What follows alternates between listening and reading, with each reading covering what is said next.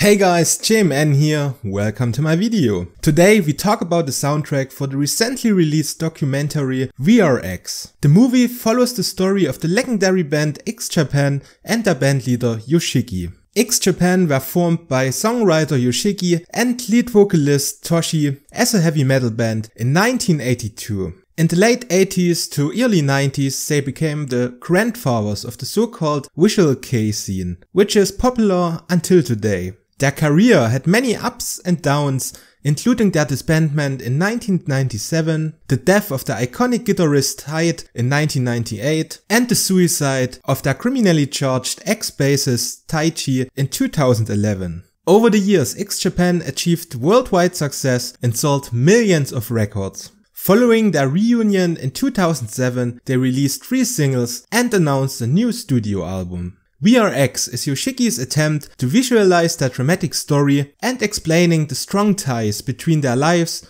music and fans. Personally, I didn't watch the documentary since there is no physical release yet. While waiting for an official DVD or Blu-ray release, we will take a look at the original soundtrack. So stay tuned, we are right back after the intro.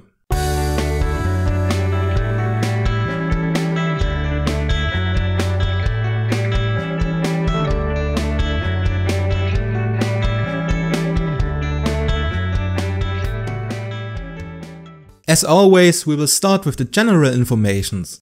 VRX is a compilation of 14 tracks with a total length of 79 minutes.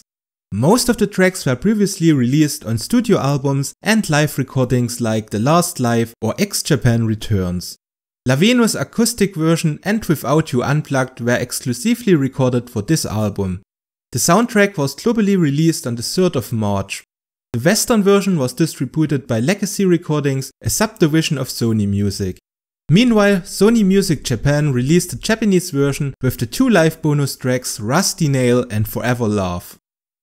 With this out of the way, we will finally talk about the music. The first song, La Venus, is one of the 2 exclusives and the ending theme of the movie. A beautiful ballad with minimalistic instrumentation which consists of melodic piano play and symphonic elements. The emotional vocals give the song a nice touch even though it's nothing too groundbreaking. The album continues with the band classic Kurenai, which is one of my all-time favorite songs by X Japan. Kurenai, Endless Rain and X were all taken from the legendary The Last Live album. It documents the epic farewell show at Tokyo Dome, which was followed by their disbandment in 1997. It was also the last show with Hyde, who sadly died 5 months later. In my opinion, taking tracks from this live album was an excellent choice. Another live song is Standing Sax from their X Japan Returns DVD, which was recorded at Tokyo Dome in 1993. The studio recordings on VRX focus mainly on the ballads from their early to mid-90s era with classics like Forever Love, Tears or Crucify My Love. In between you got the instrumentals Piano String in S-Dur from their 1991 album Jealously and the symphonic karaoke version of their 12th single Longing Setsubo no Yoru. Another vocalist track is Exclamation from their famous Blue Blood album from 1989, which is considered as the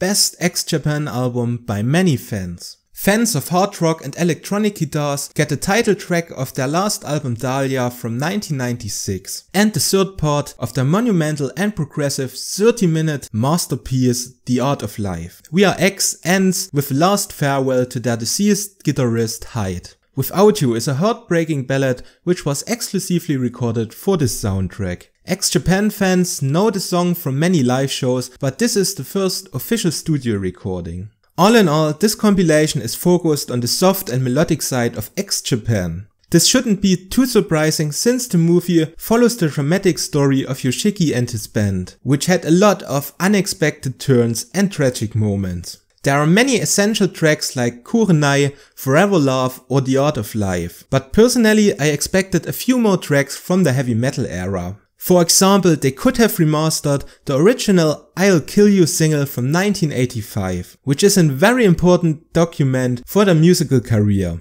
In addition, they completely ignored their latest singles 4, Jade and Born to Be Free. Including one of these songs would have been a nice way to show that X Japan are still looking forward beside everything that happened in the past. To be honest, it isn't easy to rate this soundtrack. I'm sure it fits perfectly for the movie, but there are way better starting points for people who are unfamiliar with the band, like the Perfect Best compilation from 1999. Die-hard fans may make an argument for the 2 new recordings, but they are only relevant for completionists. At the end of the day, VRX is a nostalgic trip through the history of the most important metal band from Japan ever in existence. To sum things up, as I mentioned, the tracklist has a few flaws, but it's still a great selection and I can confidently give it a strong 8 out of 10. This being said, we already came to the end of this review. I hope you enjoyed this video, and if you did, please leave me a like or a comment. Also make sure to check out some of my other videos like these 2 for example.